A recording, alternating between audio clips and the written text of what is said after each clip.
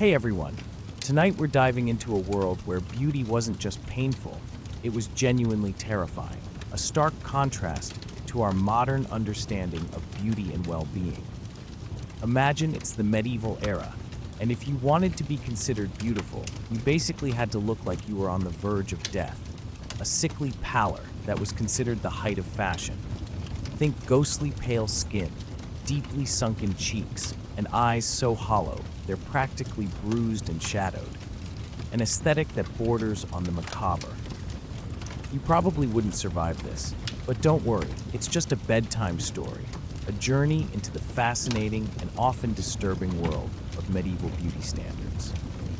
So, before we get started, take a moment to like the video and subscribe to the channel, but only if you genuinely enjoy what we do here. Let me know what time it is and where you're watching from. I always love seeing who's joining us from all over the globe, sharing in this exploration of a bygone era's unique perspective on beauty. Now, let's turn off the lights, maybe put on a fan for some gentle background noise, and begin tonight's journey. You're in a cold stone room, dimly lit by flickering candlelight, an atmosphere of mystery and perhaps a touch of dread. The air smells faintly of beeswax and old wool, adding to the sense of antiquity. You sit before a warped bronze mirror, attempting to perfect your appearance. But what exactly was considered perfect in the 14th century? First off, if your skin had even a hint of color, you were already behind the times. A deathly pale complexion wasn't just preferred, it was mandatory, a symbol of wealth and privilege, a stark contrast to the tanned skin of the working class. If you were sun-kissed, it meant you worked outdoors, like a peasant. Awful. But just pale skin wasn't enough. You needed a translucent complexion with visible blue veins prominent on your forehead and chest. That sickly, almost corpse-like look was the pinnacle of beauty, a bizarre and unsettling ideal. So how did people achieve this? Primarily through a terrifying combination of assumed bloodletting and living indoors like a medieval vampire, avoiding all sunlight. You might apply a thick paste of vinegar, a highly acidic substance, crushed pearls, and lead to bleach your skin. Yes, lead. It burns, eats away at your skin, and will eventually poison your blood. But hey, you look elegant doing it, a beauty bought at a high price. A prime historical example is Queen Elizabeth of York. Her portraits depict an unbelievably pale face, hollowed cheeks, and dark eyes framed by a high forehead, all typical beauty standards of the time. But scholars debate whether these portrayals were realistic or merely artistic license, a romanticized depiction of the era's aesthetic ideals. Maybe she looked like that, maybe not. What we do know is that the look of the undead was a complete style, and women were obsessed with it, a testament to the powerful influence of societal beauty standards. Now imagine trying to achieve that signature sunken cheek look in an age before modern makeup kits and sophisticated beauty techniques. You'd have to resort to actual starvation, a self-imposed deprivation for aesthetic purposes. Wealthy women were known to restrict their food intake, not just for weight loss, but to maintain a slightly gaunt, delicate facial structure, highlighting a certain fragility. Some even sucked on lemons or rubbed lemon juice on their skin, hoping the acid would diminish the fullness of their cheeks. Sounds made up, right? Nope, that's a genuine medieval beauty tip passed down from woman to woman, a testament to the lengths they would go to achieve the desired look. Let's not forget the role of artists. Medieval painters didn't entirely aim for realism. The faces they painted were filtered through layers of religious expectations and class-based fantasies, a subjective and romanticized portrayal of beauty ideals. That smooth, deathly pale skin wasn't just beautiful, it was sacred. A pure soul had to inhabit a pure body, and that meant no blemishes, no color, no warmth, a holistic and deeply symbolic vision of beauty. If you were lucky, your local artist would add a bit of gold leaf to brighten your halo. Otherwise, you were stuck with the look of a very fashionable ghost. But here's a strange, almost humorous reversal. While noble women were desperately trying to look pale and weak, peasant women were vibrant, full of life. They had sun-kissed skin from working in the fields, strong arms from carrying water, and rosy cheeks from actual fresh air. To the upper classes, this was horrifying, while to us, it's quite pleasant, highlighting the significant class differences. The difference was a serious issue. If a noblewoman got too much sun and her skin was darker, it could actually cause a scandal. She could lose her status, or worse, be deemed morally compromised. That's how closely tied beauty and virtue were. Your face didn't just speak volumes about you, it screamed your entire identity. And if it didn't conform to the pale, cold standard set by society, society would make sure you knew it. Now here's a fun little tidbit. There was a trend, especially in northern Italy, of using leeches for both medicinal and beauty purposes. Want to get rid of acne or lighten your skin a few shades? Stick some leeches on your face and let them do their thing. People genuinely believed the blood they sucked out would carry away impurities. Scientifically inaccurate, excruciatingly painful, and the effectiveness debatable. And speaking of debatable, there's an ongoing scholarly debate surrounding whether this entire beauty ideal was more widely adopted through actual fashion practices or through literature and art, highlighting the influence of media and artistic representations. Some historians argue that most women didn't actually adopt these looks entirely. It was more aspirational than realistic. Others contend that many upper-class women, especially in court, were very serious about these standards and actually altered their bodies and habits to meet them, highlighting the profound impact of societal expectations. Which side is right? We may never know. Diaries from the time are rare, and beauty wasn't something people wrote about, frankly. It was just expected. But that's the point. The cruelty of these standards wasn't in the lead-based creams or the starvation tactics. It was in the silence. There was no escape, no do-it-for-yourself girl movement. If you didn't conform, you weren't just unfashionable. You were suspect, possibly sinful, possibly diseased, or both, showcasing the deeply ingrained societal pressures of the time. So you stare at your reflection in the murky mirror, your skin burning from the vinegar, your cheeks aching from the self-imposed starvation that produced the desired gaunt look. The candle flickers, and you see your face from a different angle, meticulously crafted to conform to societal standards. Don't forget the eyebrows. They had to go too. Women plucked them until only a faint shadow remained, not out of hatred of expression, but because eyebrows were deemed distracting, even vulgar. A woman's face was supposed to be a clean canvas, like a sacred relic or a statue. Emotion was messy, emotion made you human, and being human wasn't considered good. And here's a strange one. Some women didn't just stop at hair removal. They bleached their scalp and the remaining hair around their forehead to make their skin look whiter by contrast, enhancing the paleness of their face. Imagine applying a thick layer of white paint or crushed bone powder just above your eyebrows so your entire face radiated unnatural pallor. It's not attractive, it's not practical, but it was expected. None of this was painless, of course. Infections were common, tools were crude, hygiene was questionable, and any slip of the hand could result in open sores or lacerated skin, showcasing the potential health risks associated with these beauty practices. And don't think about taking a break from this regimen. Let your hairline grow out even a little, and the whispers begin. Is she lazy? Has she lost her virtue? Maybe she's poor, or worse. Not everyone bought into this madness. In some areas of medieval Europe, particularly rural ones, women didn't bother with this trend. They had more pressing concerns, like not freezing to death or dying in childbirth. But among the nobility, in courts from Paris to London, this was the standard. Beauty wasn't just an image, it was a social contract.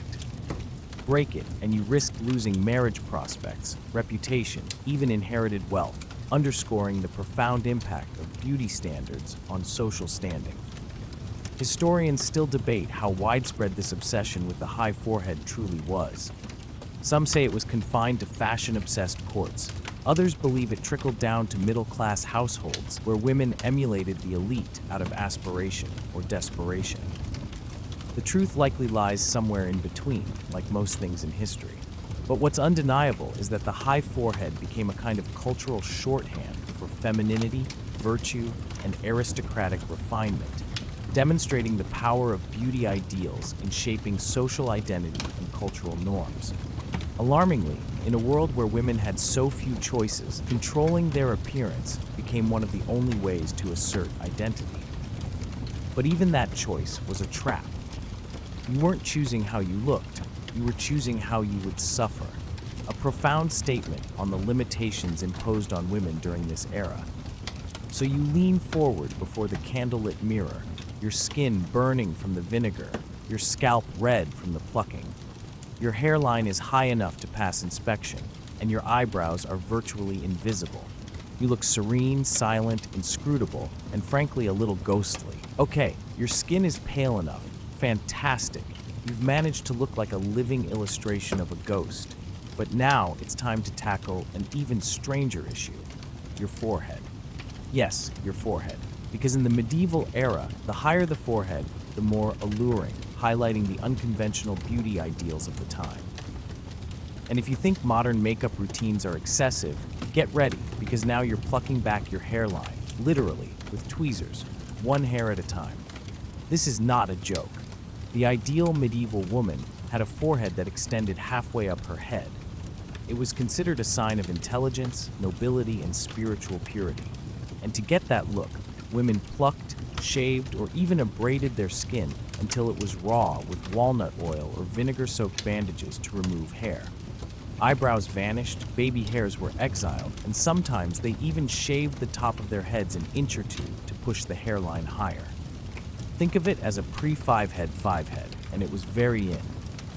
The idea behind this high forehead obsession is still debated by historians.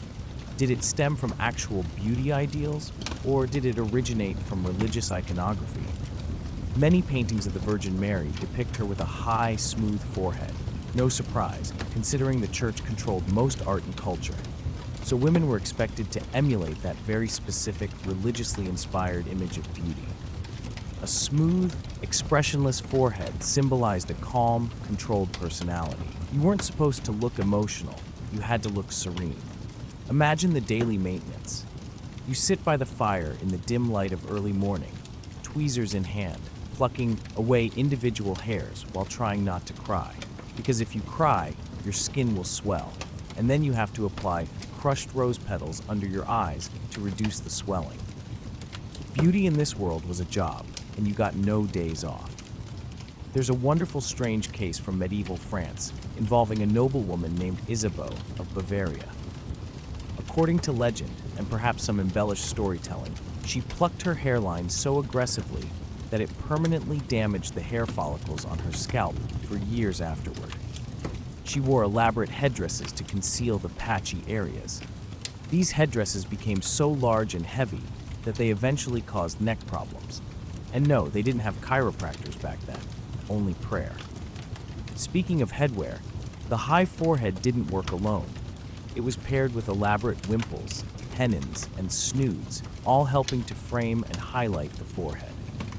The cone-shaped hennin, that princess hat you've seen in fairy tales, was often worn tilted back so the forehead was in the spotlight.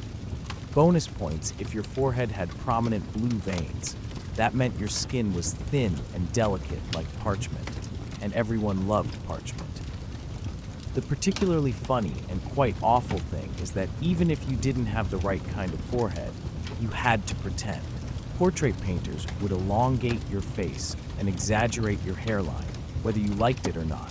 In fact, some modern historians now suspect that many of the idealized proportions in medieval portraits weren't realistic at all. They were airbrushed, much like Instagram filters smooth out your facial features today. The more things change, right? Nobody wanted to be the court lady with a beautiful face but bad breath. Now it gets weirder. In some medieval courts, there was an unspoken rule about when a woman could reveal her teeth. Smiles were permitted, but only the faintest, tightest versions, a Mona Lisa-esque expression. No big laughs, which would reveal too much. Furthermore, mirth wasn't considered particularly feminine. You were supposed to look demure, slightly sad, as if you were waiting for your husband to return from war or awaiting the call of the Lord. Anything more excited than that risked being deemed unseemly. There's even a fringe theory among historians, certainly under debate, that upper-class women were sometimes trained to suppress laughter. The idea was that mirth distorted the face, which could expose teeth, deepen laugh lines, or disrupt the delicate balance of their powdered skin. Whether this was a formal instruction or just the result of relentless social pressure, we may never know, but the concept of facial restraint was very real. Beauty wasn't just about appearance, it was about how well you could maintain a stoic visage, showcasing a unique blend of aesthetic and social pressures. Pause and consider. Imagine being a teenager in this world. Your friends are all figuring out ways to make their teeth smaller and less noticeable. No braces, no whitening strips, just prayer and pumice. If you were born with crooked or large teeth, well, unfortunately, you might be laughed at, shunned, or quietly abandoned. Some wealthy families went so far as to have their daughter's front teeth removed to make their mouths look smaller. The pain, the risk of infection, clearly worth it for a chance at a good marriage. Not all was despair, however. Some medieval beauty guides, those rare books kept in monastic libraries, offered gentler remedies for whitening teeth and sweetening breath without completely destroying your mouth. One such manuscript recommended rubbing sage leaves on your teeth and drinking wine infused with mint.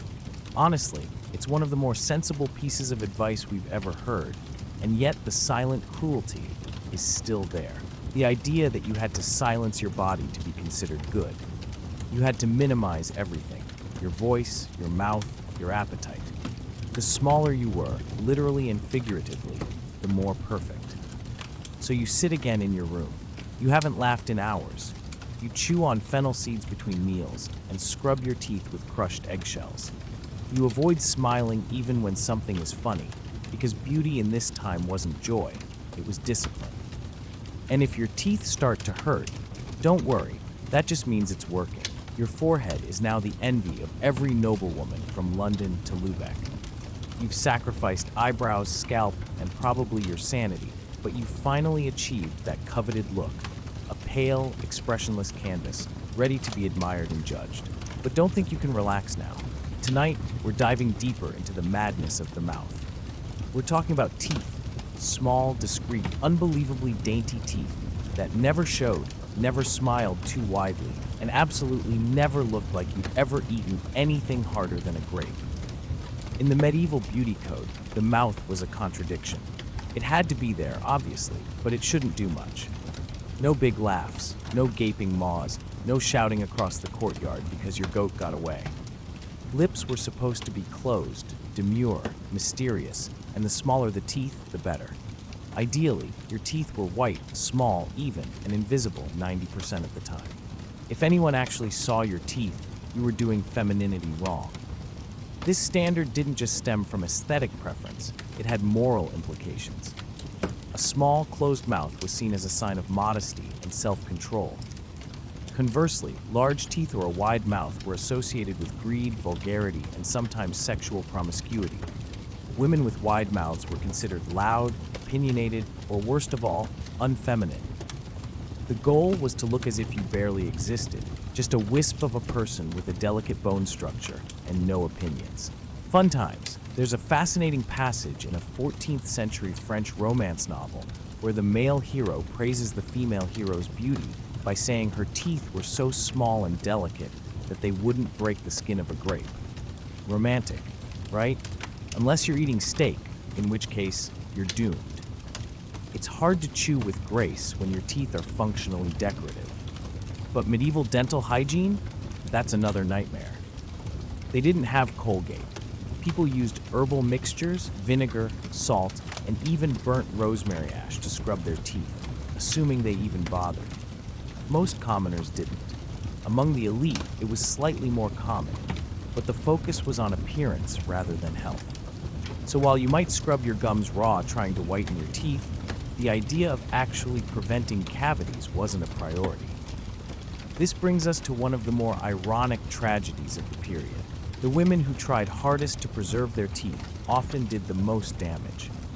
There are records of women using crushed coral and brick dust to polish their enamel. Yes, brick dust. It looked pretty until their enamel completely wore away and their teeth began crumbling in their gums. The ultimate in medieval beauty, small, pearly teeth that eventually rotted out of your skull. But at least you looked pious doing it. Then there's the matter of breath.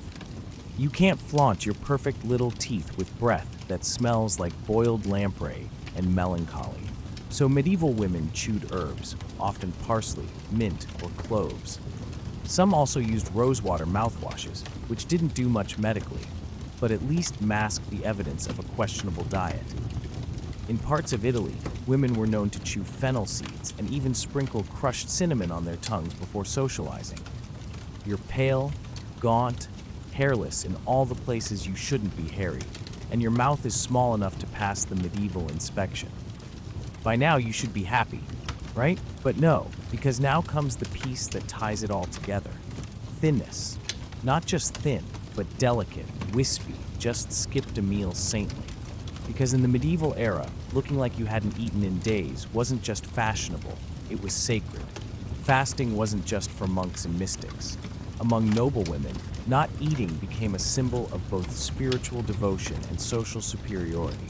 The thinner you were, the more virtuous you were presumed to be. A woman with a full figure might be considered healthy, but she was also suspect of indulgence, greed, or even moral weakness. The ideal physique was soft but slight, delicate yet alluring, like a statue that might shatter if you breathed too hard on it. This wasn't a silent, internal exercise. In many noble courts, fasting was ostentatious. Women would attend feasts but barely touch the food, sipping wine or picking at a morsel of bread with exaggerated grace.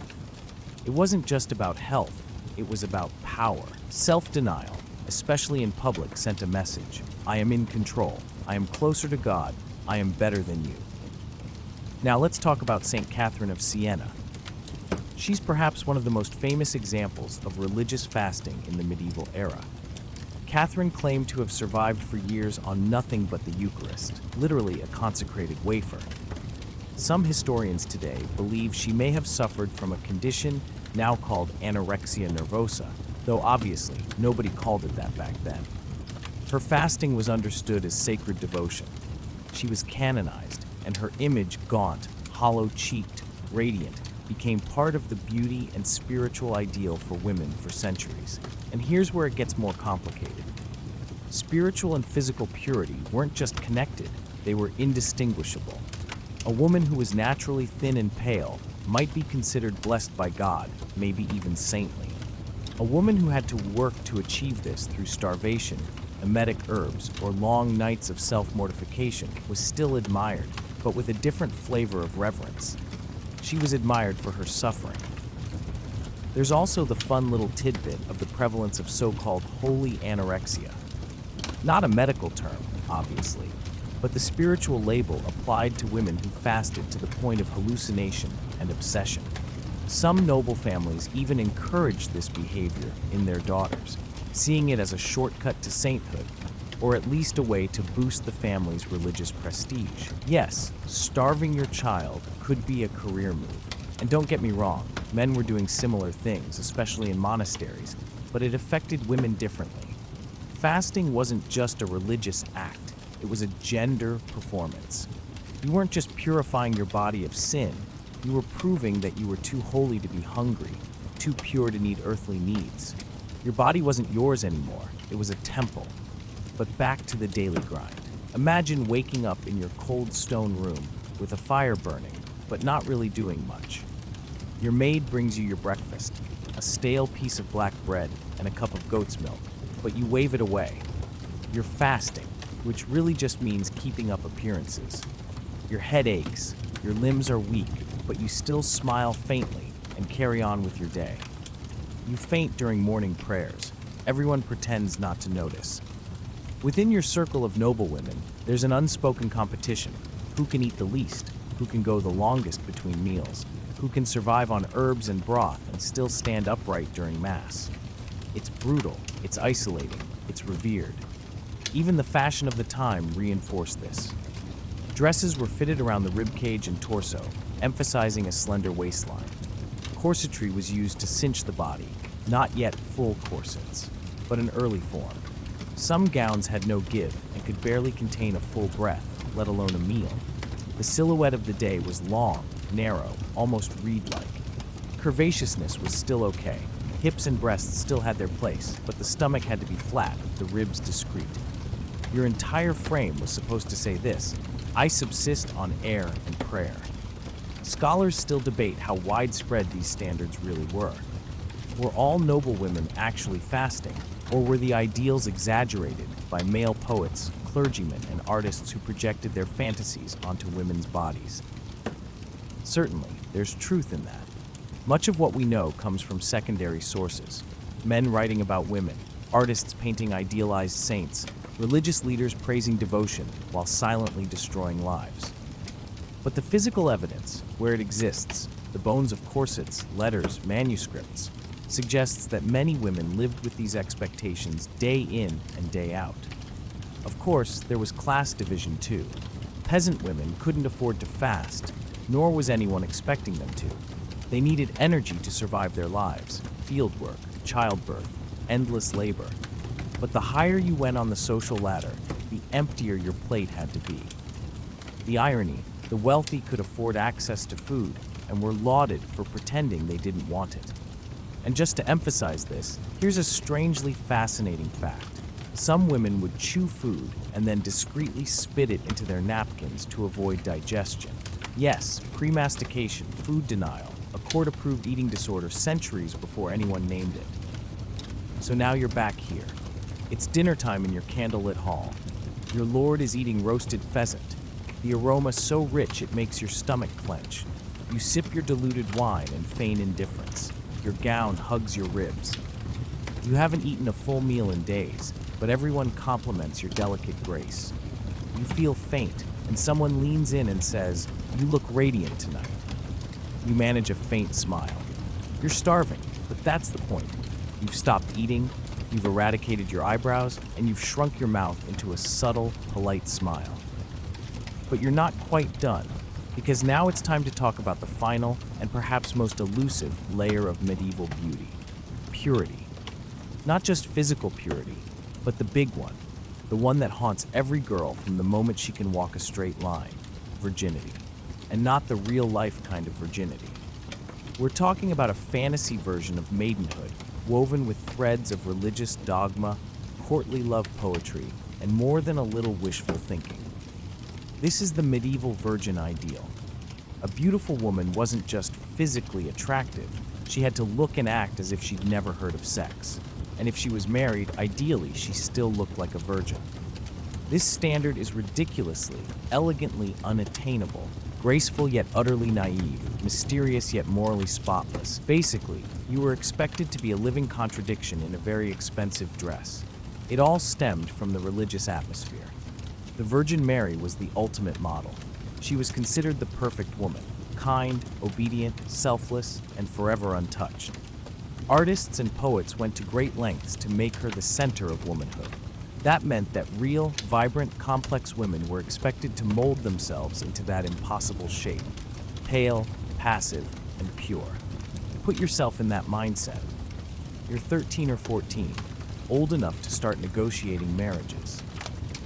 Your mother has warned you to walk demurely, avoid eye contact with men, and never speak loudly unless required. You've been taught how to sit with your ankles crossed, how to cast your eyes down modestly, and how to say no with just the right amount of angelic embarrassment. You've also been warned that even looking too interested in something, anything, might lead people to think you weren't chaste.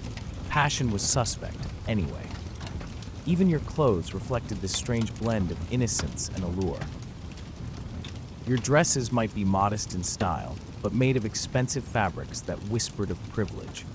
You might wear a veil over your hair, not just for fashion, but because visible hair was linked to temptation. The more covered you were, the better you looked. Modesty wasn't just suggested, it was enforced by law in some areas. Literally, in some parts of medieval Italy, laws dictated how much skin unmarried women could reveal. Yes, they had chastity police. There's this compelling story about Agnes of Rome, a 12-year-old girl who was canonized for refusing marriage and defending her virginity to the death. Her legend became a popular tale for young women, taught as a lesson in devotion and moral superiority. In art, she's often depicted with a lamb, a symbol of innocence, and a face so expressionless you'd think she'd been mildly sedated. That, apparently, was the atmosphere everyone was supposed to emulate: pure, passive, silent. And this is important. Even your physical features were supposed to reflect your purity. A small, delicate, demure nose, large, wondrous eyes, as long as they didn't sparkle with excessive curiosity. A high, smooth forehead, of course, because nothing says virginity like a large blank canvas above your eyebrows. Medieval writers describe beautiful women with skin whiter than milk, hair the color of spun gold, and features so fine they seemed almost ethereal, a romanticized vision of feminine beauty. Hey everyone, tonight we're diving into a world where beauty wasn't just painful, it was genuinely terrifying.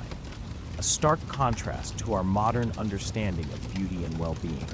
A world where the pursuit of aesthetic ideals could lead to genuine suffering and even endanger life. Imagine, it's the medieval era, and if you wanted to be considered beautiful, you basically had to look like you were on the verge of death, a sickly pallor signifying the height of fashionable appeal.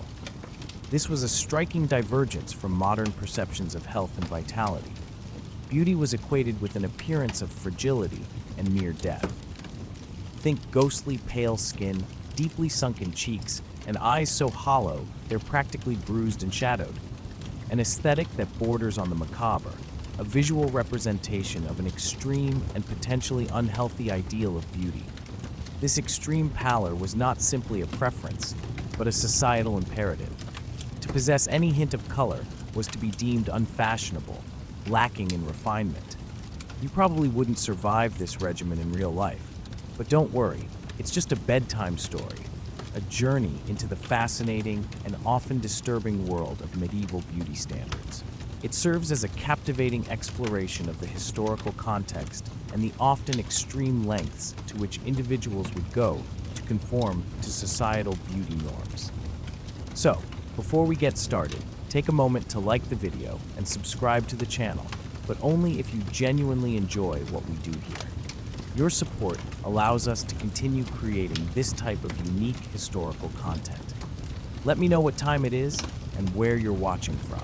I always love seeing who's joining us from all over the globe, sharing in this exploration of a bygone era's unique perspective on beauty and the social pressures that shaped its definition.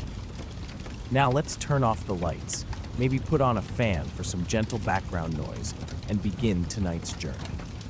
You're in a cold stone room, dimly lit by flickering candlelight, an atmosphere of mystery and perhaps a touch of dread.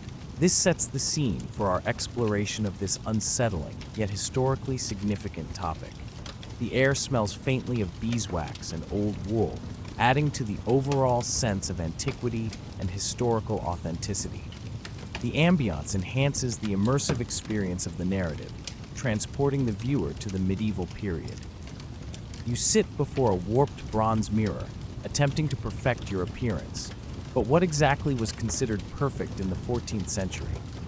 A stark departure from modern aesthetics awaited those seeking beauty in the medieval period.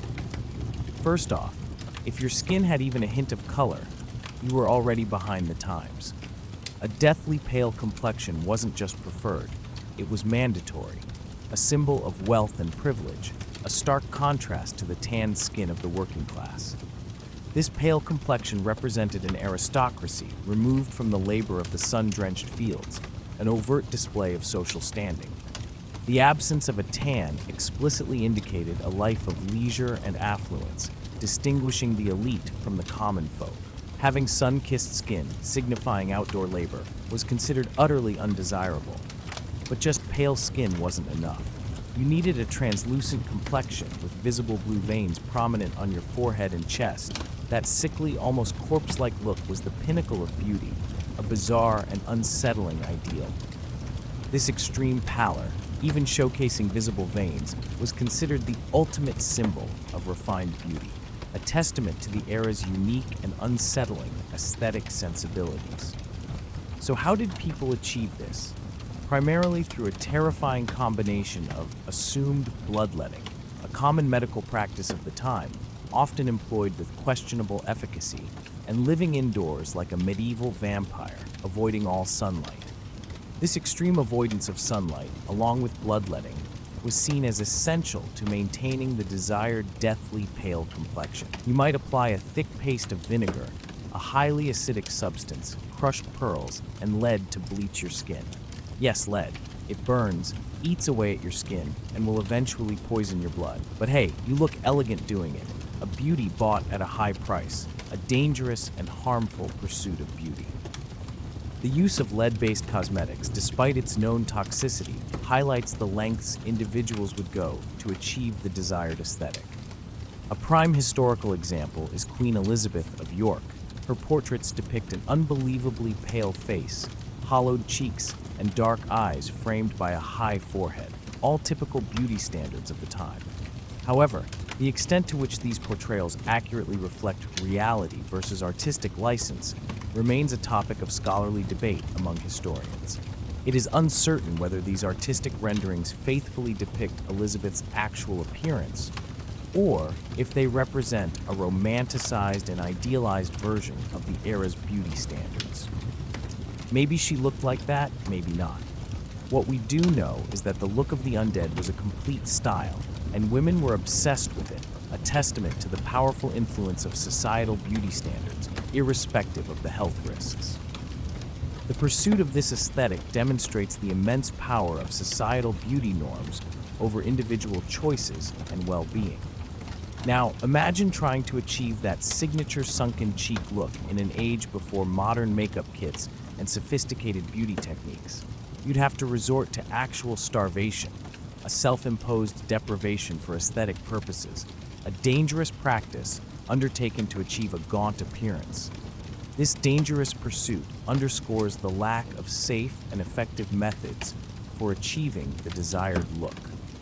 Wealthy women were known to restrict their food intake, not just for weight loss, but to maintain a slightly gaunt, delicate facial structure, highlighting a certain fragility, which was deemed to be aesthetically pleasing. This extreme dieting demonstrates a clear prioritization of beauty over health. Some even sucked on lemons or rubbed lemon juice on their skin, hoping the acid would diminish the fullness of their cheeks. Sounds made up, right? Nope. That's a genuine medieval beauty tip passed down from woman to woman, a testament to the lengths they would go to achieve the desired look. The use of such harsh methods exemplifies the extreme measures considered necessary in the pursuit of beauty. Let's not forget the role of artists. Medieval painters didn't entirely aim for realism. The faces they painted were filtered through layers of religious expectations and class-based fantasies, a subjective and romanticized portrayal of beauty ideals. This romanticized depiction further reinforced the unrealistic beauty standards of the time. The influence of religious beliefs and social class on the portrayal of beauty should not be overlooked. That smooth, deathly pale skin wasn't just beautiful, it was sacred, imbued with religious symbolism. A pure soul had to inhabit a pure body, and that meant no blemishes, no color, no warmth, a holistic and deeply symbolic vision of beauty. This inextricable link between spiritual purity and physical appearance is critical to understanding the context of medieval beauty standards. If you were lucky, your local artist would add a bit of gold leaf to brighten your halo. Otherwise, you were stuck with the look of a very fashionable ghost. But here's a strange, almost humorous reversal. While noble women were desperately trying to look pale and weak, peasant women were vibrant, full of life. They had sun-kissed skin from working in the fields, strong arms from carrying water, and rosy cheeks from actual fresh air. To the upper classes, this was horrifying, while to us, it's quite pleasant, highlighting the significant class differences. The stark contrast between the beauty standards of the nobility and the natural appearance of the peasantry underlines the strong class divisions of the medieval era. This difference was a serious issue. A noble woman's darker skin from sun exposure could be a social scandal. If a noble woman got too much sun and her skin was darker, it could actually cause a scandal. She could lose her status, or worse, be deemed morally compromised. That's how closely tied beauty and virtue were. Your face didn't just speak volumes about you, it screamed your entire identity. And if it didn't conform to the pale, cold standard set by society, society would make sure you knew it. Now, here's a fun little tidbit. There was a trend, especially in northern Italy, of using leeches for both medicinal and beauty purposes. Want to get rid of acne or lighten your skin a few shades? Stick some leeches on your face and let them do their thing. People genuinely believed the blood they sucked out would carry away impurities. Scientifically inaccurate, excruciatingly painful, and the effectiveness debatable. The use of leeches illustrates the sometimes bizarre and often ineffective beauty practices employed during this era. And speaking of debatable, there's an ongoing scholarly debate surrounding whether this entire beauty ideal was more widely adopted through actual fashion practices or through literature and art, highlighting the influence of media and artistic representations. This scholarly debate exemplifies the ongoing difficulty in definitively understanding the extent to which these extreme beauty standards were genuinely adopted versus simply idealized in artistic portrayals. Some historians argue that most women didn't actually adopt these looks entirely.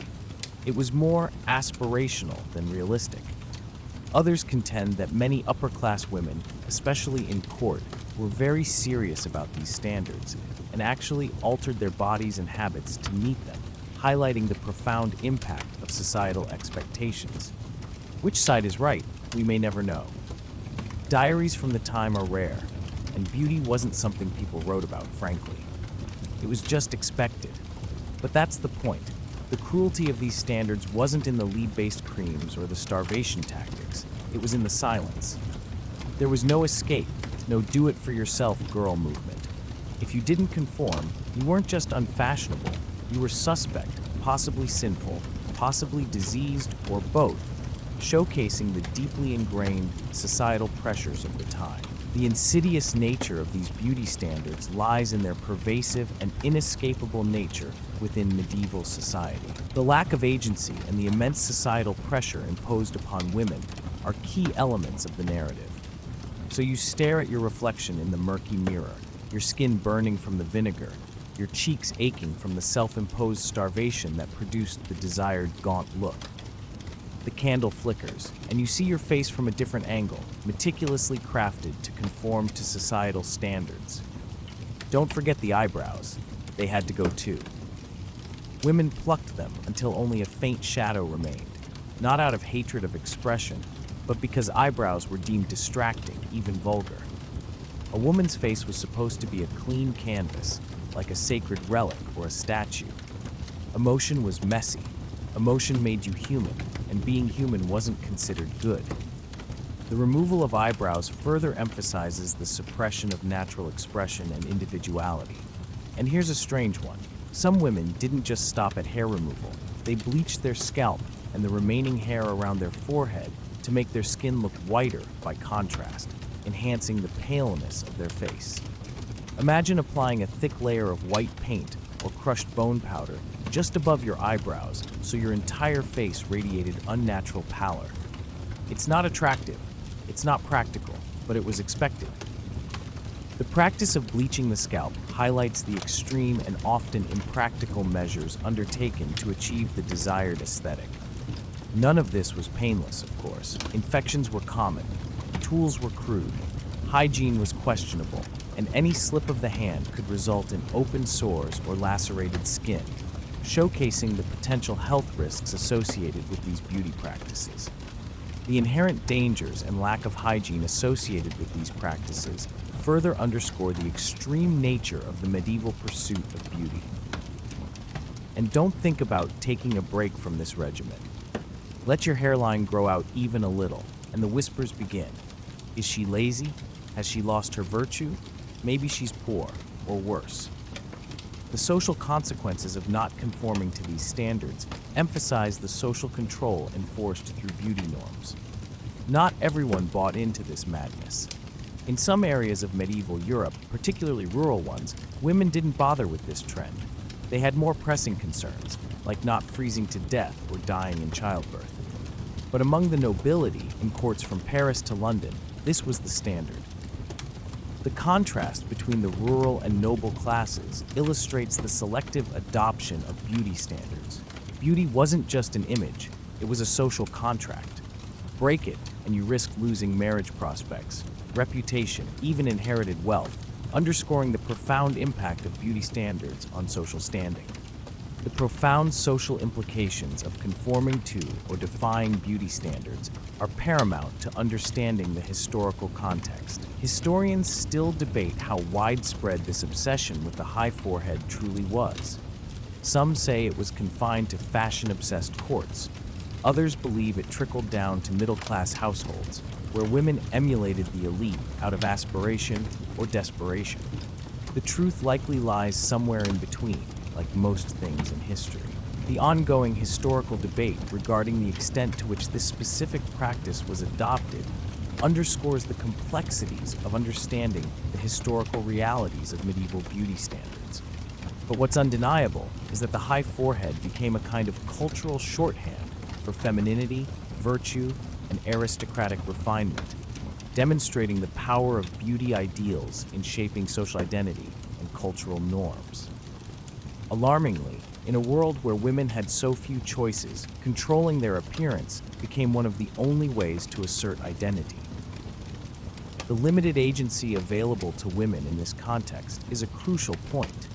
But even that choice was a trap. You weren't choosing how you looked, you were choosing how you would suffer.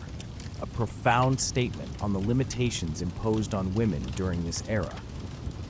This limited agency and the inherent suffering associated with the pursuit of beauty are significant aspects of the narrative. So you lean forward before the candle-lit mirror, your skin burning from the vinegar, your scalp red from the plucking. Your hairline is high enough to pass inspection, and your eyebrows are virtually invisible.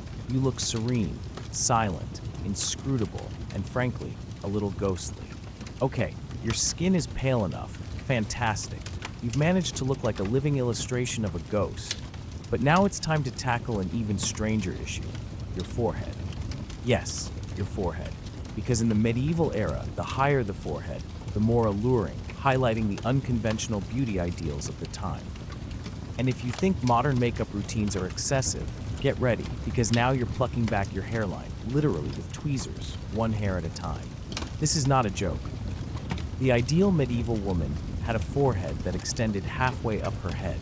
It was considered a sign of intelligence, nobility, and spiritual purity. And to get that look, women plucked, shaved, or even abraded their skin until it was raw with walnut oil or vinegar-soaked bandages to remove hair. Eyebrows vanished, baby hairs were exiled, and sometimes they even shaved the top of their heads an inch or two to push the hairline higher. Think of it as a pre-five-head five-head, and it was very in.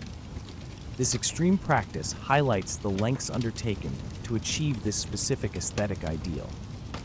The idea behind this high forehead obsession is still debated by historians. Did it stem from actual beauty ideals, or did it originate from religious iconography? Many paintings of the Virgin Mary depict her with a high, smooth forehead.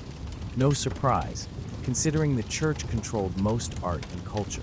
So women were expected to emulate that very specific, religiously inspired image of beauty. A smooth, expressionless forehead symbolized a calm, controlled personality. You weren't supposed to look emotional, you had to look serene. The influence of religious iconography on shaping beauty standards is an important factor. Imagine the daily maintenance.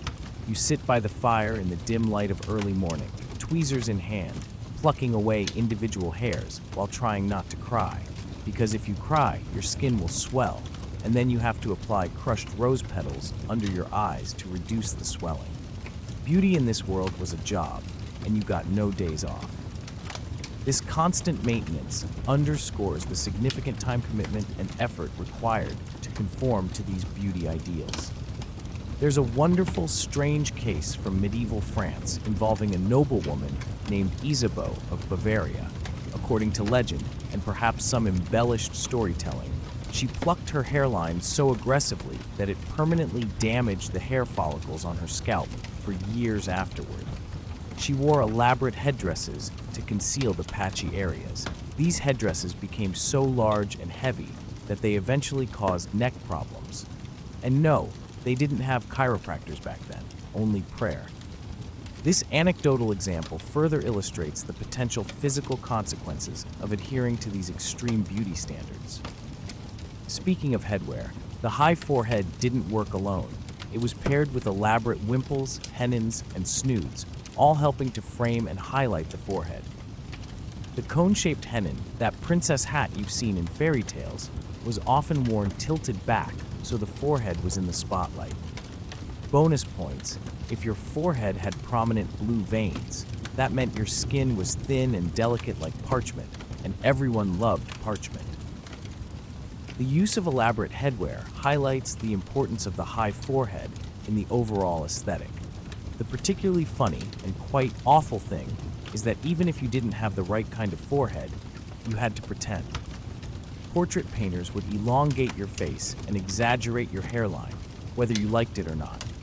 In fact, some modern historians now suspect that many of the idealized proportions in medieval portraits weren't realistic at all. They were airbrushed, much like Instagram filters smooth out your facial features today. The more things change, right? The use of artistic techniques to further idealize the appearance of women underscores the extent of the pursuit of these unrealistic beauty standards. Nobody wanted to be the court lady with a beautiful face but bad breath.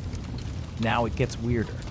In some medieval courts, there was an unspoken rule about when a woman could reveal her teeth. Smiles were permitted, but only the faintest, tightest versions, a Mona Lisa-esque expression. No big laughs, which would reveal too much. Furthermore, mirth wasn't considered particularly feminine. You were supposed to look demure, slightly sad, as if you were waiting for your husband to return from war or awaiting the call of the Lord. Anything more excited than that risked being deemed unseemly. There's even a fringe theory among historians, certainly under debate, that upper-class women were sometimes trained to suppress laughter. The idea was that mirth distorted the face, which could expose teeth, deepen laugh lines, or disrupt the delicate balance of their powdered skin. Whether this was a formal instruction or just the result of relentless social pressure, we may never know, but the concept of facial restraint was very real. Beauty wasn't just about appearance, it was about how well you could maintain a stoic visage, showcasing a unique blend of aesthetic and social pressures. This suppression of natural expression and emotion highlights the control and restraint expected of women in the medieval period. Pause and consider. Imagine being a teenager in this world. Your friends are all figuring out ways to make their teeth smaller and less noticeable. No braces, no whitening strips, just prayer and pumice. If you were born with crooked or large teeth, well, unfortunately, you might be laughed at, shunned, or quietly abandoned. Some wealthy families went so far as to have their daughters' front teeth removed to make their mouths look smaller. The pain, the risk of infection, clearly worth it for a chance at a good marriage. The extreme measures taken to modify teeth further exemplifies the pursuit of unrealistic and potentially damaging beauty standards. Not all was despair, however. Some medieval beauty guides, those rare books kept in monastic libraries, offered gentler remedies for whitening teeth and sweetening breath without completely destroying your mouth. One such manuscript recommended rubbing sage leaves on your teeth and drinking wine infused with mint. Honestly, it's one of the more sensible pieces of advice we've ever heard, and yet the silent cruelty is still there. The idea that you had to silence your body to be considered good. You had to minimize everything, your voice, your mouth, your appetite. The smaller you were, literally and figuratively, the more perfect. Even the gentler advice still reflects the underlying societal pressures of the time. So you sit again in your room, you haven't laughed in hours. You chew on fennel seeds between meals and scrub your teeth with crushed eggshells. You avoid smiling even when something is funny, because beauty in this time wasn't joy, it was discipline. And if your teeth start to hurt, don't worry, that just means it's working. Your forehead is now the envy of every noblewoman from London to Lubeck. You've sacrificed eyebrows, scalp, and probably your sanity, but you finally achieved that coveted look, a pale, expressionless canvas ready to be admired and judged. This emphasizes the dedication and sacrifice required to conform to the standards. But don't think you can relax now. Tonight we're diving deeper into the madness of the mouth. We're talking about teeth, small, discreet, unbelievably dainty teeth that never showed, never smiled too widely, and absolutely never looked like you'd ever eaten anything harder than a grape.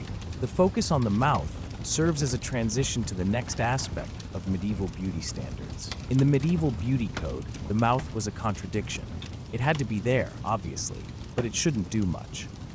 No big laughs, no gaping maws, no shouting across the courtyard because your goat got away. Lips were supposed to be closed, demure, mysterious, and the smaller the teeth, the better.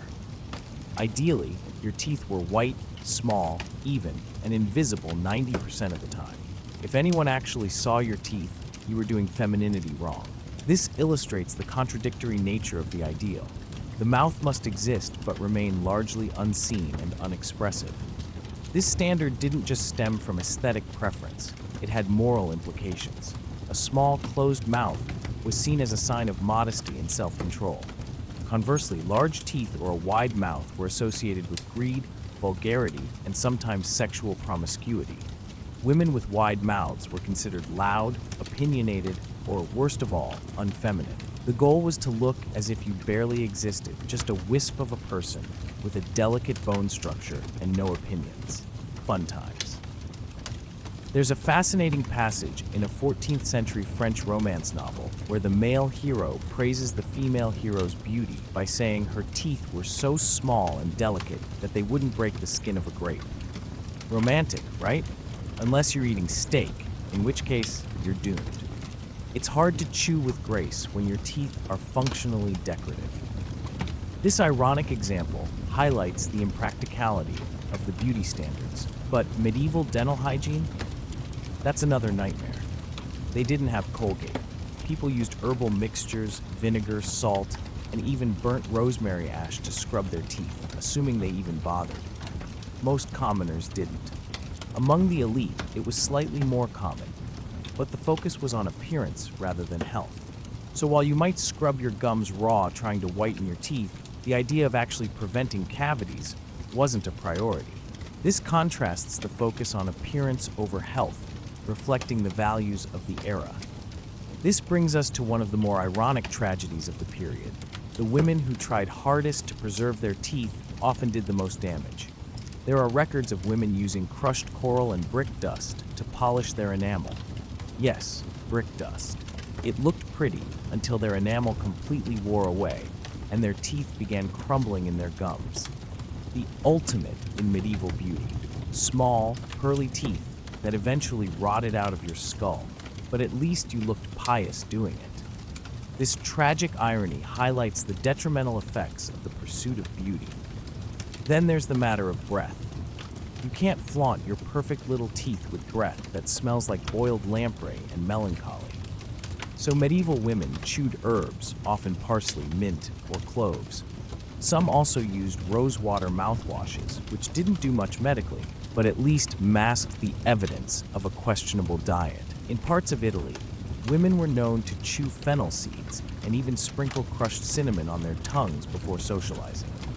You're pale, gaunt, hairless in all the places you shouldn't be hairy, and your mouth is small enough to pass the medieval inspection. By now, you should be happy, right? The focus on breath further illustrates the multifaceted aspects of medieval beauty standards. But no, because now comes the piece that ties it all together. Thinness. Not just thin, but delicate, wispy, just skipped a meal saintly. Because in the medieval era, looking like you hadn't eaten in days wasn't just fashionable, it was sacred. Fasting wasn't just for monks and mystics.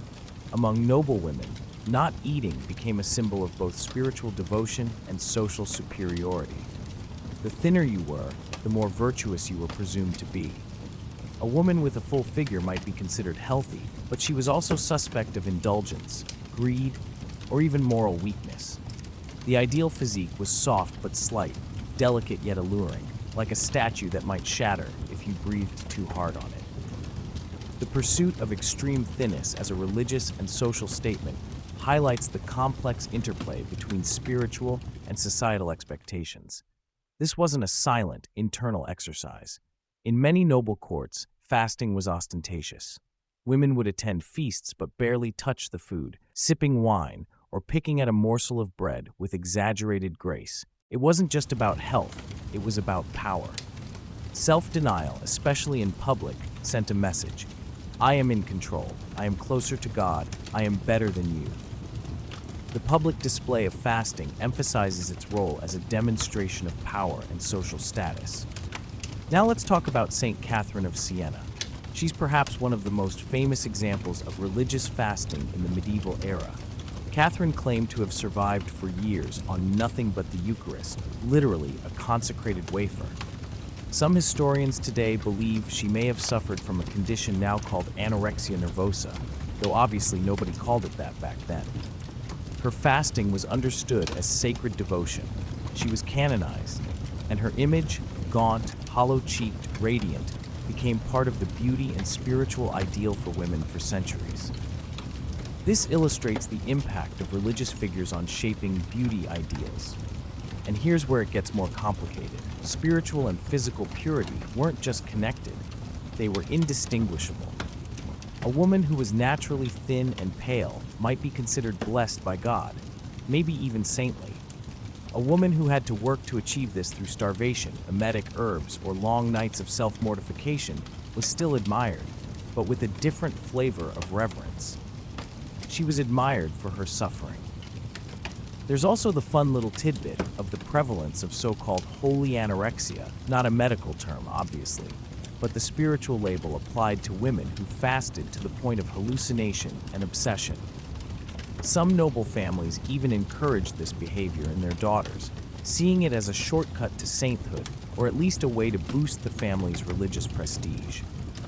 Yes, starving your child could be a career move. This highlights the problematic and potentially harmful entanglement of religious beliefs and beauty standards. And don't get me wrong, men were doing similar things, especially in monasteries, but it affected women differently. Fasting wasn't just a religious act, it was a gender performance.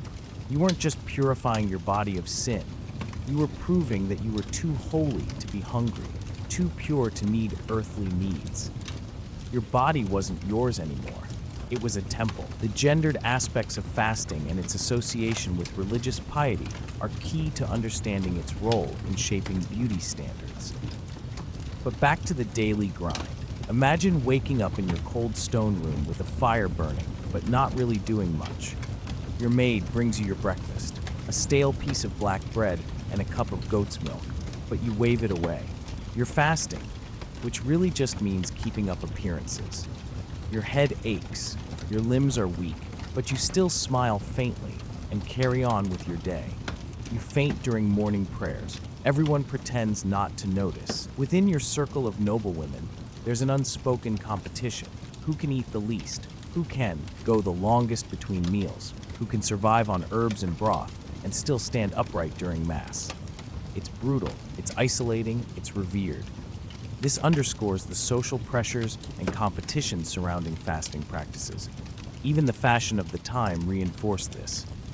Dresses were fitted around the ribcage and torso, emphasizing a slender waistline. Corsetry was used to cinch the body, not yet full corsets, but an early form. Some gowns had no give and could barely contain a full breath, let alone a meal. The silhouette of the day was long, narrow, almost reed-like. Curvaceousness was still okay. Hips and breasts still had their place, but the stomach had to be flat, the ribs discreet.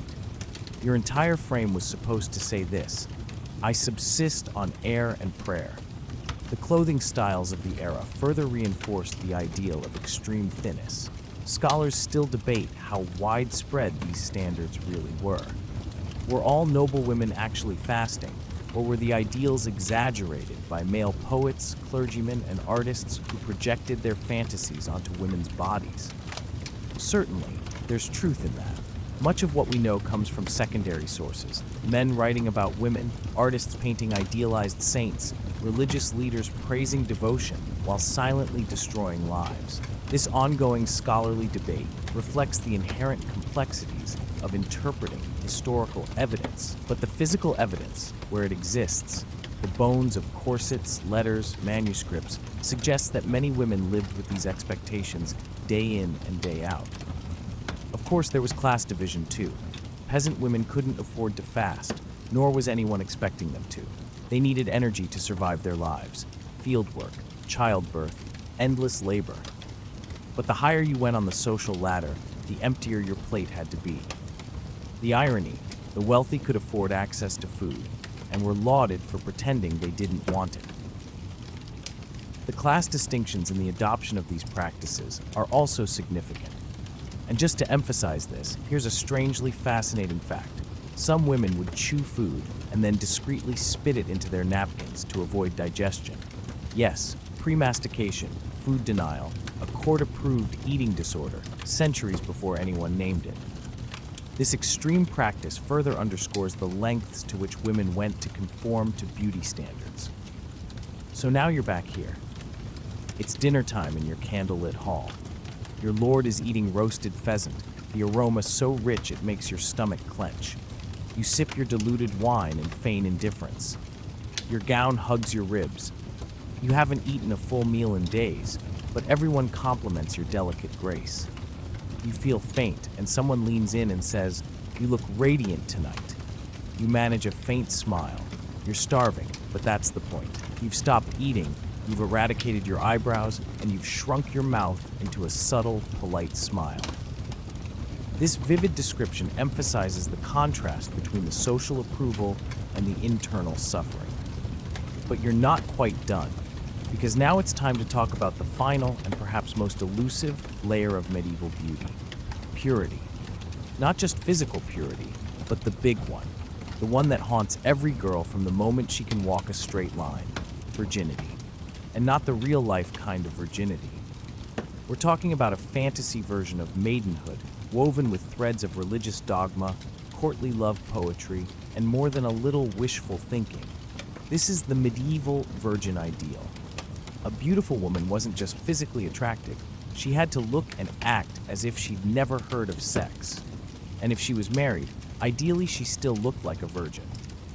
This standard is ridiculously, elegantly unattainable, graceful, yet utterly naive, mysterious, yet morally spotless. Basically, you were expected to be a living contradiction in a very expensive dress. This section transitions to the final and arguably most significant aspect of medieval beauty ideals. It all stemmed from the religious atmosphere. The Virgin Mary was the ultimate model. She was considered the perfect woman: kind, obedient, selfless, and forever untouched. Artists and poets went to great lengths to make her the center of womanhood. That meant that real, vibrant, complex women were expected to mold themselves into that impossible shape: pale, passive, and pure. This highlights the powerful influence of religious iconography and beliefs on shaping beauty standards. Put yourself in that mindset. You're 13 or 14, old enough to start negotiating marriages. Your mother has warned you to walk demurely, avoid eye contact with men, and never speak loudly unless required. You've been taught how to sit with your ankles crossed, how to cast your eyes down modestly, and how to say no with just the right amount of angelic embarrassment. You've also been warned that even looking too interested in something, anything, might lead people to think you weren't chaste. Passion was suspect anyway. This vivid description emphasizes the pressures and expectations imposed on young girls. Even your clothes reflected this strange blend of innocence and allure. Your dresses might be modest in style, but made of expensive fabrics that whispered of privilege. You might wear a veil over your hair, not just for fashion, but because visible hair was linked to temptation. The more covered you were, the better you looked. Modesty wasn't just suggested, it was enforced by law in some areas.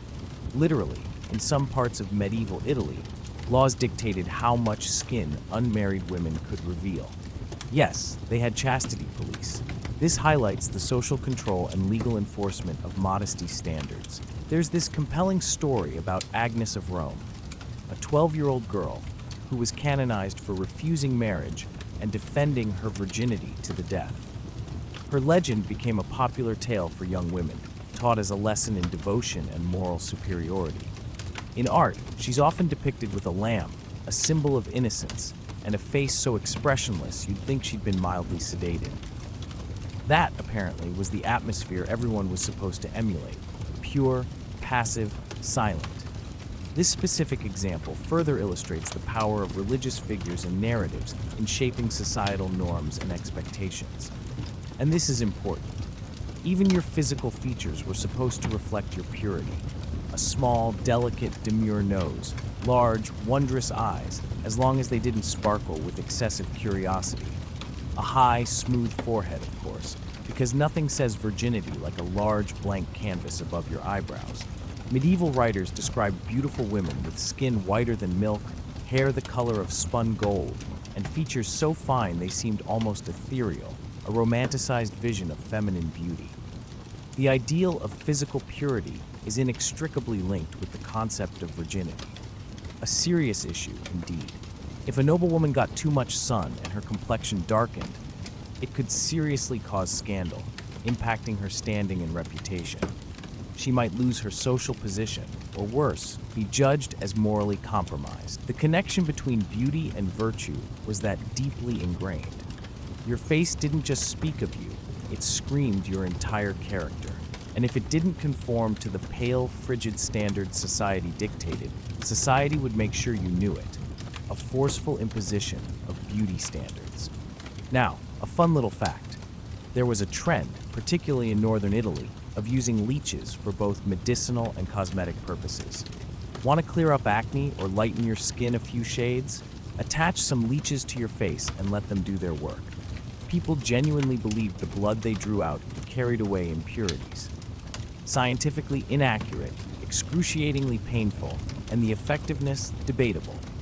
A risky beauty treatment, to say the least. And speaking of debate, there's an ongoing scholarly discussion about whether this entire beauty ideal was more heavily enforced through actual fashion practices or through literature and art, a historical debate. Some historians argue that most women didn't actually achieve these looks entirely. It was more aspirational than realistic, an idealization. Others contend that many upper-class women, especially within court circles, took these standards very seriously and actually altered their bodies and habits to meet them, a significant sacrifice. Which side is right? We may never know. Diaries from the time are rare, and beauty wasn't something people wrote about, frankly. It was simply expected, a tacit social norm. But that's the thing. The cruelty of these standards wasn't in the lead-based creams or starvation tactics. It resided in the silence, the implicit coercion. There was no escape, no do-it-for-yourself girl movement. If you didn't conform, you weren't just unfashionable. You were suspect, possibly sinful, possibly diseased, or both. So you stared at your reflection in the dim mirror, your skin burning from vinegar, your cheeks aching from the pinching starvation had caused. The candles flickered, and you saw your face from a different angle, a cruel perspective. Don't forget the eyebrows. They had to go too. Women plucked them until only a faint shadow remained. This wasn't because they hated expression. Eyebrows were considered distracting, even vulgar, a harsh beauty standard. A woman's face was supposed to be a clean canvas, like a sacred relic or a statue. Emotion was chaos. Emotion made you human, and being human was deemed undesirable, a self-denial. And here's a bizarre detail. Some women didn't stop at eyebrow removal. They also dyed their scalp and the remaining hair around their forehead to make the skin appear whiter by contrast, a beauty extreme. Imagine applying a thick layer of white lead paint or crushed bone powder just above your eyebrows to make the entire face glow with unnatural paleness. It wasn't appealing, it wasn't practical, but it was expected, a societal mandate. Of course, none of this was painless. Infections were common, instruments were crude, hygiene was suspect, and any slip of the hand could result in open wounds or scraped skin. And don't even think about taking a break from this regimen. Let your hairline grow out just a little, and the whispers began. Is she lazy? Has she lost her virtue? perhaps she's impoverished or worse. Not everyone bought into this madness. In some areas of medieval Europe, especially rural ones, women simply didn't care about this trend. They had more pressing concerns, like not freezing to death or dying in childbirth. But among the nobility, in courts from Paris to London, this was the standard, an imposed beauty norm. Beauty wasn't just an image, it was a social contract. Break it, and you risked losing marriage prospects, reputation, even an inheritance. Historians still debate just how widespread this high forehead obsession was. Some say it was confined to fashion-obsessed courts. Others believe it trickled down to middle-class households, where women mimicked the elite out of aspiration or desperation, a blind imitation. The truth likely lies somewhere in between, like most things in history. But what's undeniable is that the high forehead became a kind of cultural shorthand for femininity, virtue, and aristocratic refinement, a cultural symbol. Disturbingly, in a world where women had very few choices, controlling their appearance became one of the few ways to assert identity, a paradoxical self-affirmation. But even that choice was a trap. You weren't choosing how you looked, you were choosing how you would suffer, a choice without freedom. So you leaned forward toward the candlelit mirror, your skin burning from the vinegar, your scalp raw from the plucking. Your hairline was high enough to pass inspection, and your eyebrows were barely visible. You looked serene, silent, inscrutable, and frankly, a bit ghostly, a frightening beauty. Okay, your skin was pale enough? Wonderful. You've managed to look like a living illustration of a ghost. But now it's time to tackle an even stranger problem, your forehead. Yes, your forehead. Because in medieval times, the higher the forehead, the more alluring, the more attractive. And if you thought modern makeup routines were excessive, prepare yourself, because now you're plucking back your hairline, literally, with tweezers, one hair at a time. This is not a joke. The ideal medieval woman had a forehead that extended halfway up her head, a high, broad forehead. It was seen as a sign of intelligence, nobility, and spiritual purity. And to achieve that look, women plucked, shaved, or even abraded their skin until it was raw with walnut oil or vinegar-soaked bandages to remove hair, a painful beautification process. Eyebrows vanished, baby hairs were banished. Sometimes they even shaved the top of their heads an inch or two to push the hairline higher. Think of it as the original five head, and it was gorgeous, an ideal forehead. The idea behind this high forehead obsession is still debated by historians. Did it stem from actual beauty ideals, or did it originate from religious iconography? Many paintings of the Virgin Mary depict her with a high, smooth forehead. Not surprising, considering the church controlled most art and culture. So women were expected to precisely mimic the image of the divine, a religious imitation. A smooth, expressionless forehead symbolized a calm, controlled personality. You weren't allowed to look emotional. You had to look serene, a quiet beauty. Imagine the daily maintenance. You sat by the hearth in the dim light of early morning, tweezers in hand, plucking individual hairs while trying not to cry, because if you cried, your skin would swell, and then you'd have to apply crushed rose petals under your eyes to reduce the swelling. Beauty in this world was a job, and you didn't get a day off, a relentless job. There's a wonderful, bizarre case from medieval France involving a noblewoman named Isabeau of Bavaria. According to legend, and perhaps some embellished storytelling, she plucked her hairline so aggressively that it permanently damaged the hair follicles on her scalp for years afterward. She wore elaborate head coverings to conceal the patchy skin. These hats grew so large and heavy that they eventually caused neck problems. And no, they didn't have chiropractors back then, only prayer, a tragic end. Speaking of head coverings, the high forehead didn't operate alone. It was paired with elaborate wimples, pennons, and snoods, all of which helped frame and highlight the forehead, a perfect combination. The cone-shaped hennin, that princess hat you've seen in fairy tales, was often worn tilted back, so the forehead was center stage. Bonus points if your forehead had prominent blue veins. That meant your skin was paper-thin and delicate, and everyone loved paper-thin skin, a fragile beauty. The particularly funny and quite awful thing is that even if you didn't have the right kind of forehead, you had to fake it. Portrait painters would elongate your face and exaggerate your hairline, whether you liked it or not. In fact, some modern historians now suspect that many idealized proportions in medieval portraits weren't realistic at all. They were retouched, much like Instagram filters smooth out your facial features today. The more things change, right? Nobody wanted to be the woman at court with a beautiful face, but bad breath. Now it gets weirder. In some medieval courts, there was an unspoken rule about when a woman could show her teeth. Smiles were permitted, but only the faintest, tightest version, Mona Lisa style. No wide grins that would reveal too much, an emotional repression. Further, joy wasn't considered particularly feminine. You had to look demure, slightly sad, as if you were waiting for your husband to return from war or for God to call you home. Anything more animated risked being deemed inappropriate, a forceful emotional repression. There's even a fringe hypothesis among historians, certainly under debate, that upper-class women were sometimes trained to suppress laughter. The idea was that mirth distorted the face, which could expose teeth, deepen laugh lines, or disrupt the delicate balance of their powdered skin. Whether this was an official instruction or merely the result of relentless social pressure, we may never know, but the concept of facial restraint was very real, a physical and mental repression.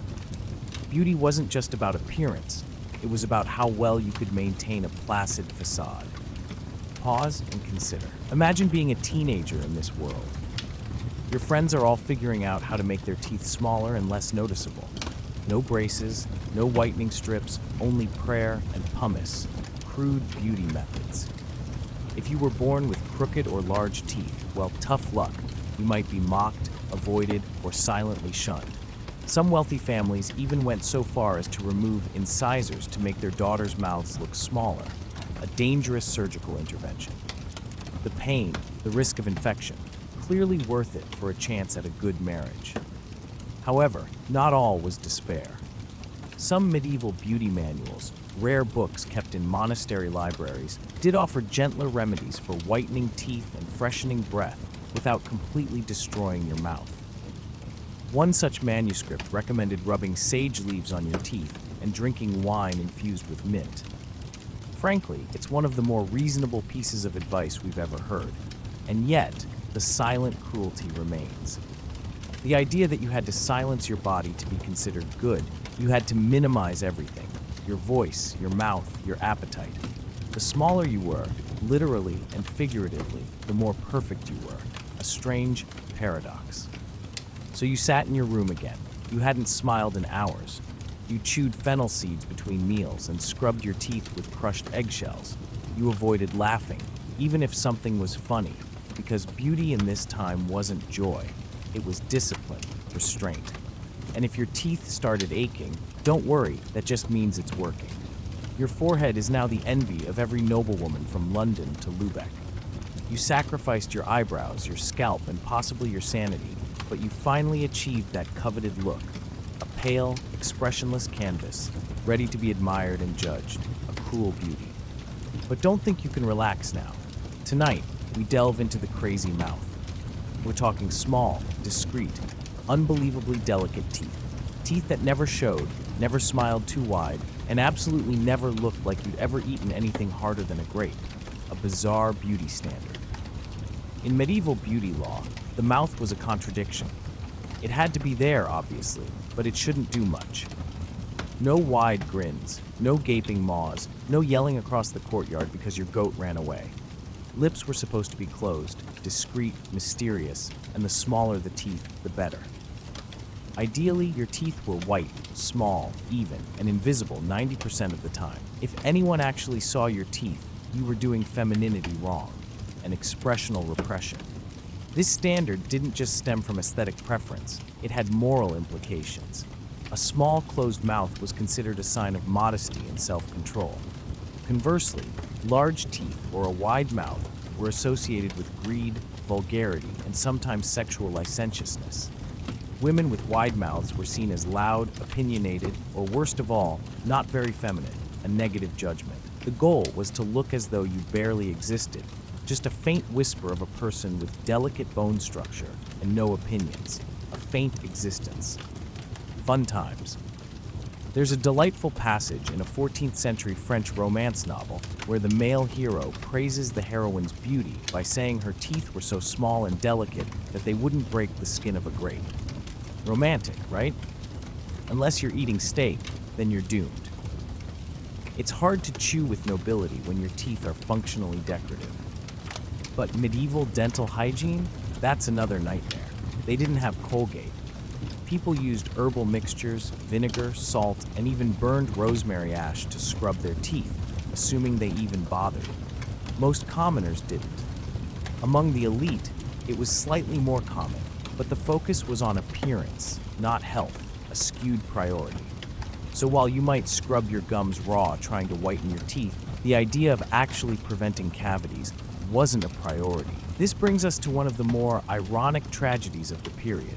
The women who tried hardest to preserve their teeth often did the most damage.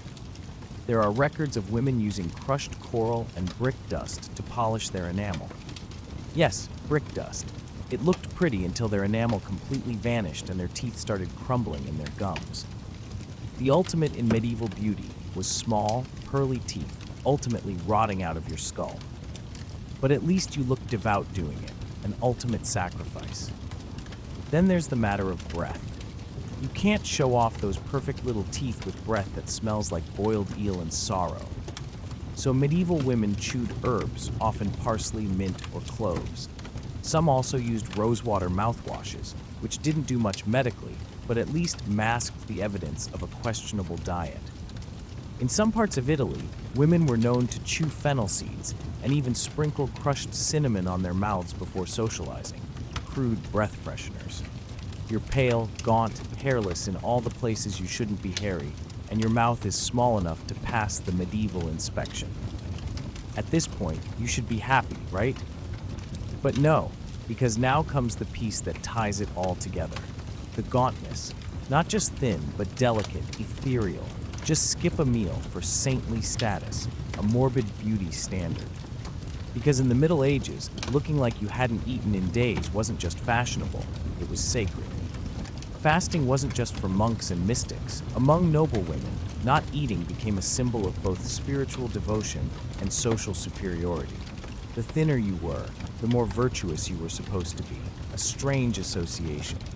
A woman with a full figure might be considered healthy, but she was also suspect of indulgence, greed, or even moral weakness. The ideal figure was soft but slight, delicate but alluring, like a statue that might shatter if you breathed too hard on it, a fragile beauty. This wasn't a silent, internal exercise. In many aristocratic courts, fasting was ostentatious. Women would attend feasts, but barely touch the food, sipping wine or daintily picking at a piece of bread with exaggerated grace. It wasn't just about health, it was about power. Denying yourself pleasure, especially in public, sent a message. I'm in control, I'm closer to God, I'm better than you, a display of power. Now let's talk about St. Catherine of Siena. She's perhaps one of the most famous examples of religious fasting in the Middle Ages. Catherine claimed to have survived for years on nothing but the Eucharist, literally a communion wafer. Some historians today believe she may have suffered from a condition now known as anorexia nervosa, though obviously no one called it that back then. Her fasting was understood as devout dedication. She was canonized, and her image, gaunt, hollow-eyed, radiant, became part of the beauty and spiritual ideal for women for centuries, an idealized model, and this is where things get more convoluted. Spiritual and physical purity weren't just connected, they were indistinguishable, a strange mixture. A woman who was naturally thin and pale might be considered blessed by God, perhaps even saintly. A woman who had to work to achieve that through starvation, emetic herbs, or long nights of self-denial was still admired, but with a different flavor of reverence. She was admired for her suffering, a paradoxical admiration. There are also fun little tidbits, like the prevalence of so-called holy anorexia. That's not a medical term, obviously, but a spiritual label applied to women who fasted to the point of hallucination and obsession. Some noble families even encouraged this behavior in their daughters, seeing it as a shortcut to sainthood, or at least a way to boost the family's religious prestige. Yes, starving your child could be a career move. And make no mistake, men were doing similar things, particularly in monasteries, but it affected women differently. Fasting wasn't just a religious act, it was a gender performance. You weren't just purifying your body of sin. You were demonstrating that you were too holy to be hungry, too pure to need earthly desires. Your body was no longer yours. It was a temple, an ultimate sacrifice.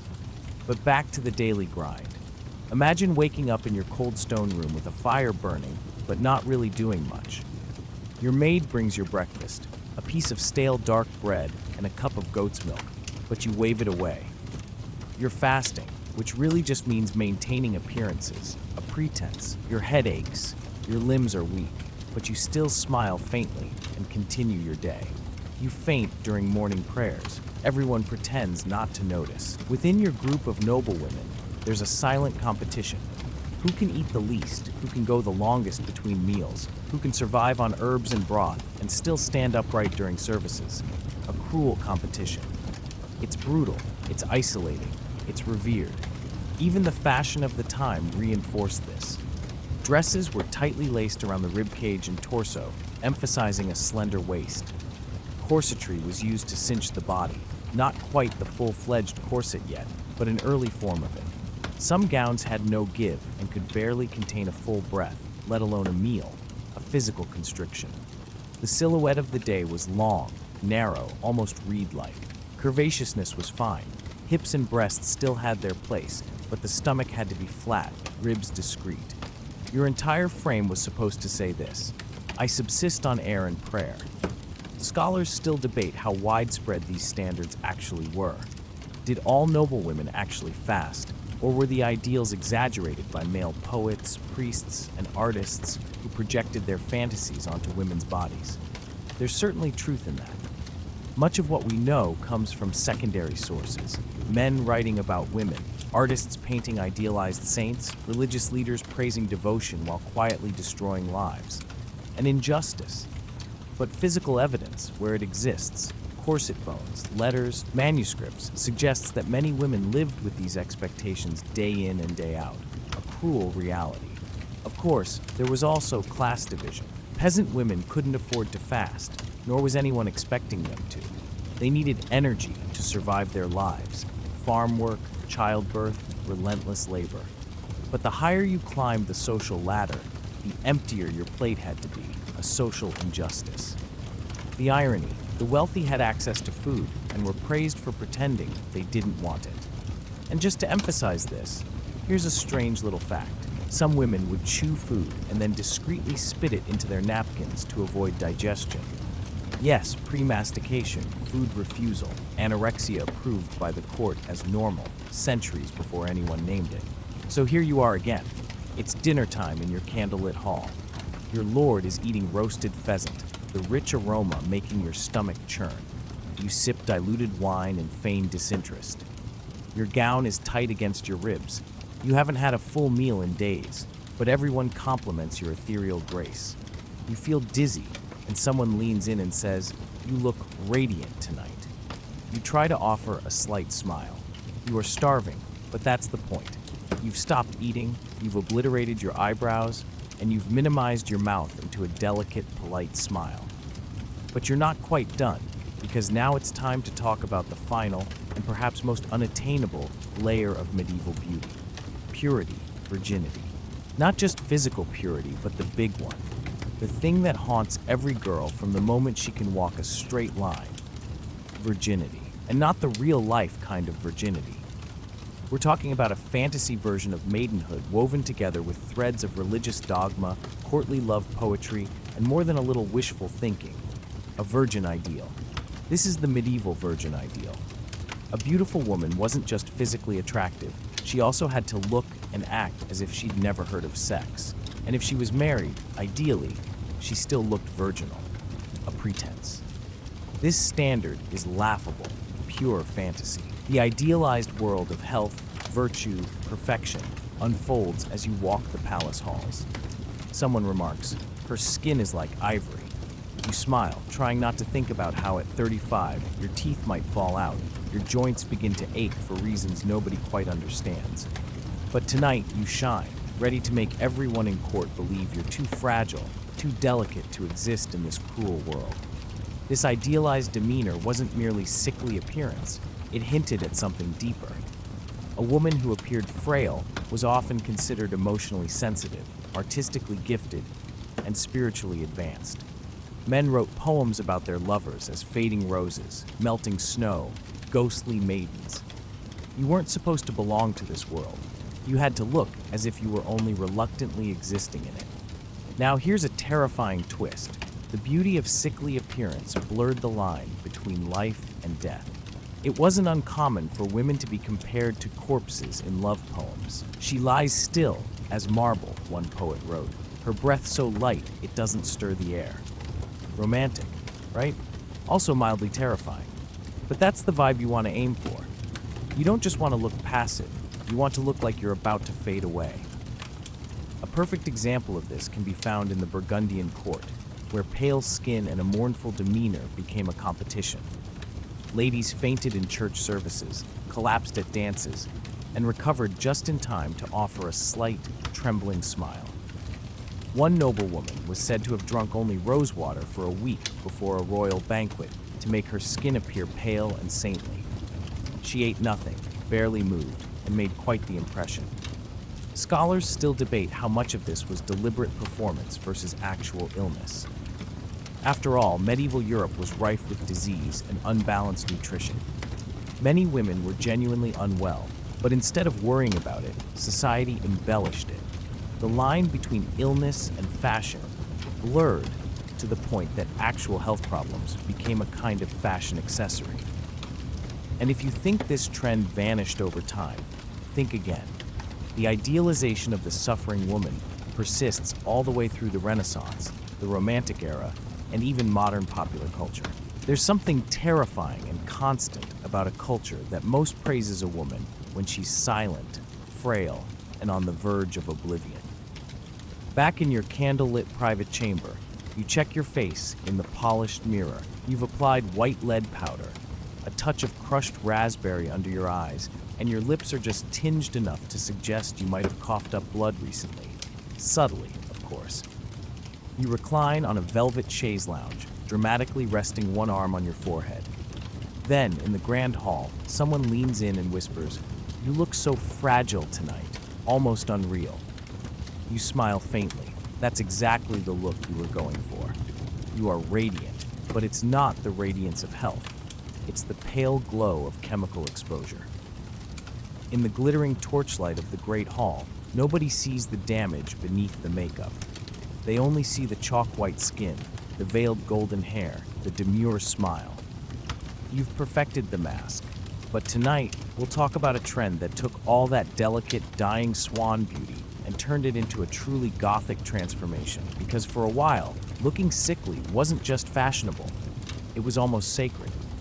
Welcome to the era of the sickly look, when everyone wanted to appear as if a faint could send them straight to sainthood. This wasn't an isolated aesthetic. It was woven into every painting, poem, and courtly rumor. Women were praised for complexions so pale as to be translucent, hollow cheeks, dark circles under their eyes, even a slight bluish tinge to their lips. These were the hallmarks of beauty. It wasn't about radiance, it was about fragility. The goal was to look physically weak and emotionally subdued, as if the weight of the world, or your corset, were too much to bear. The association between beauty and illness isn't new. In medieval Christian thought, suffering held redemptive value. Saints were beautiful in their suffering. Women who endured pain with serenity were considered spiritually superior. So when you looked like you might faint at any moment, that wasn't a cause for alarm.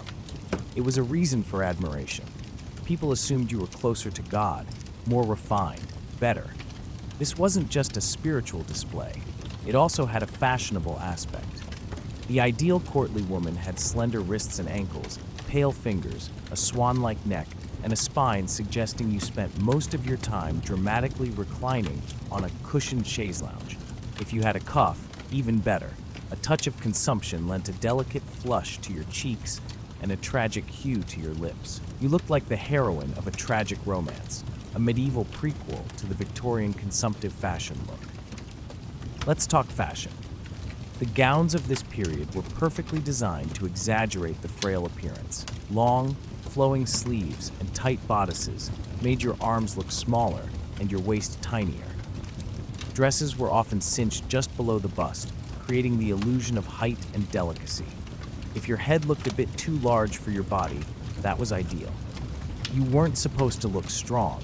You were supposed to look decorative. Of course, you couldn't rely on clothing alone to create the fashionable, sickly look. Makeup helped a great deal, especially lead-based powders that made your skin unnaturally white and smooth. But some women went further, using raspberries or beetroot to subtly darken the under-eye area. Yes, they deliberately created the illusion of dark circles. Anything that made you look more tragic, more romantic, was acceptable. One particularly striking beauty trick involved gently pressing a cold spoon under the eyes to make them appear slightly swollen and bruised. The result was a soft, puffy under-eye area that whispered, "I haven't slept in days, and I've been weeping over my lover who died in the Crusades." Combine that with a strategically placed fan and a lace handkerchief, and now you've mastered the look. Thin enough to look saintly, pale enough to look newly embalmed, and scented to the point of enchantment. But if you think this entire beauty parade was limited to women, let me turn your weary eyes to the young men in medieval courts. They weren't exempt. Sure, they didn't bleach their scalps with goat urine or apply mercury under their eyes, but believe me, medieval masculinity came with its own rigorous list